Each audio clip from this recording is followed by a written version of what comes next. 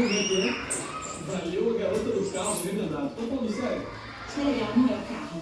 Você entendeu? Então o que é? Eu expliquei. Formar um belo casal.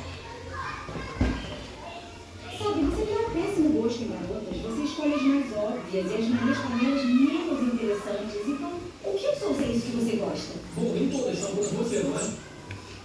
Vocês estão vendo como é que ela é bagunceira? Olha aí. Sempre que eu Isso é uma Isso bagunça. é suficiente? Podemos terminar essa conversa, por favor. Ó, Não, claro. ó. Podemos sim. Tá vendo? Depois. Não, nem Ó, vou explicar, ó. pode ficar. É muito bagunceira. Como é que gosta de fazer bagunça, gente? Olha. Vocês acham bonito? Ó.